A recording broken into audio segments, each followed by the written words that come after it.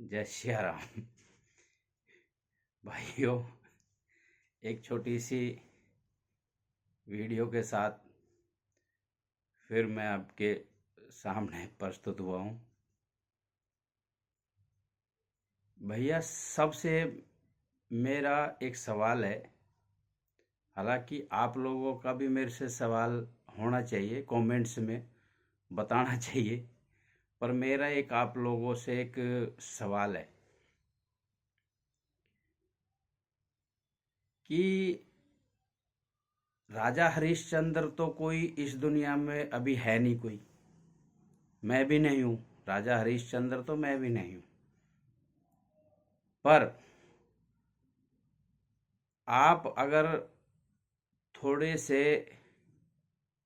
राम के चरित्र में आए,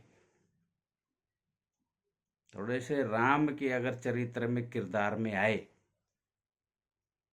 तो कुछ मैं मान सकता हूं कि आप लोग जो है राजा हरिश्चंद्र की कल्पना कर सकते हो। बशर्ते आप एक बात बताइए, आप बस में सफर करते हैं, आप बस में सफर करते हैं, आप ड्राइवर को नहीं जानते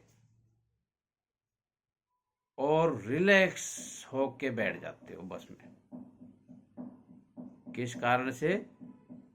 ओनली एक विश्वास में कि इसमें हम बैठे हैं, हम अपनी मंजिल पे पहुंचेंगे।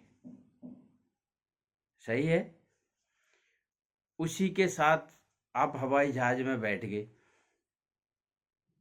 हवाई जहाज में आप बैठ गए और आप उसको पायलट को जानते ही नहीं है। हालांकि सवारी कोई नहीं जानती, पर क्यों बैठे? विश्वास पे।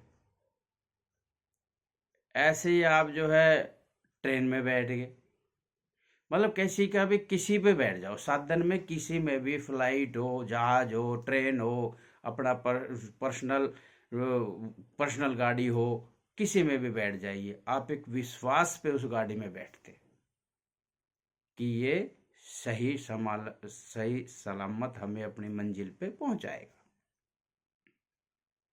इसी के विश्वास साथ बैठते हो ना। पर भैया, ये क्यों भूल जाते हो जिसने कि तुम्हें बनाया है, जिस भगवान ने तुम्हें रचना की है, आप उसकी प्लानिंग पे शक क्यों कर रहे हो? उसके पास में तो कोई जाता नहीं, उसके पास में तो कोई जाता नहीं। उसने आपका जिंदगी का प्लान सेट कर रखा है। जिसने तुम्हें बनाया है, जिसने तुम्हारा प्लान सेट कर रखा है, उस पे तो विश्वास है ही नहीं, औरों पे सब पे विश्वास करके रखते हो। तो भगवान से सामने आपने आपको प्रस्तुत कर दो, उसके सामने रख दो और उतना काम करो जितना कि आपकी रोजमर्रा के खर्चे हो जाए। जो आपकी रोजमर्रा के खर्चे हैं वो उतनी कमाई दे, और उतनी कमाई वो देता है। फकीर कभी भी भूखा नहीं सोता, फकीर कभी भी भूखा नहीं सोता, और बादशाहों की कभी ख्वाहिश पूरी होती नहीं। इसलिए जो भगवान ने जो तुम्हें दिया है, उसी का शुक्रिया अदा करते हुए अपना जीवन संपन्न करें।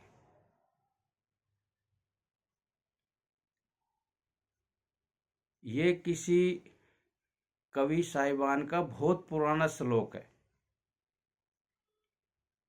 एक चीज मैं बता देता हूं, आंखों देखी कानों सुनी भी झूठा हो जाता है। आंखों देखा कानों सुना भी कभी कभी झूठा हो जाता है।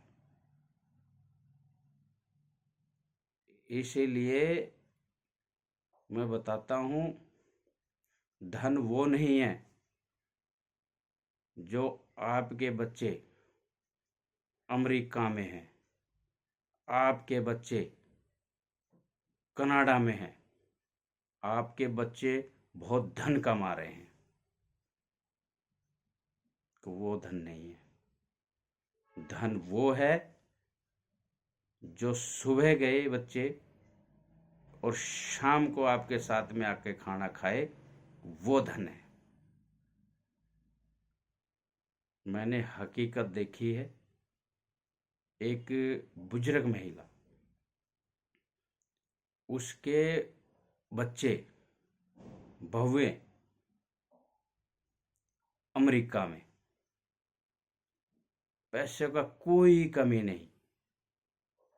कमी किस बात की? अकेली 80 साल की बूढ़ी अम्मा, और उसको घुमाने कौन लेके आ रहा? उसके घर में काम करने वाली औरत का लड़का। उससे जब बात करी, उसकी आंखों में आंसू आ गए। मैं ये बोलता हूँ, इतना ये धन किस काम का? जिसने तुम्हें जन्म दिया, जिसने तुम्हें जन्म दिया, पाला पनोसा, इस लायक बनाया कि तुम उस हद तक पहुंचाए, क्या वो उस बेटे का, उस बहू का ये फर्ज नहीं बनता है कि उसको जो है कि 2 टाइम की रोटी सुख से दे दे? भैया, उसका 2-4 मिनट का बात करना जिंदगी झंझोड़ के रख दिया।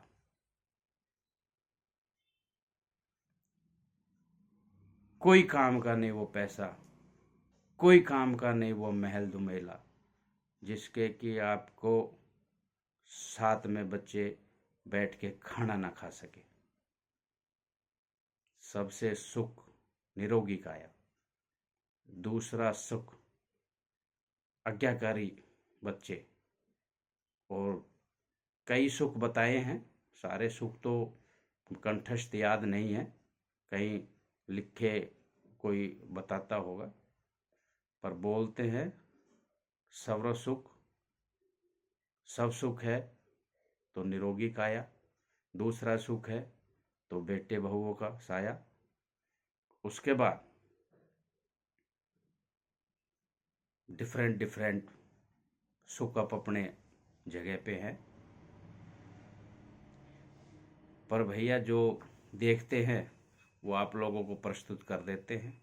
बाकी तो आप लोग खुद समझदार हैं। इसी के साथ यही एक कहानी का शीर्षक था कि वो धन नहीं है जो धन आप समझ रहे हो। धन वो है जो आप अपने बच्चों के साथ में बैठ के शाम को खाना खा रहे हो। वो सबसे मूल्य धन है, वो सबसे भाग्यशाली आदमी है। इसी के साथ मैं आपको स्वास्थ्य की कामना करता हूँ, भगवान से प्रार्थना करता हूँ आप स्वस्थ रहे, मस्त रहे। जय हिंद, जय भारत।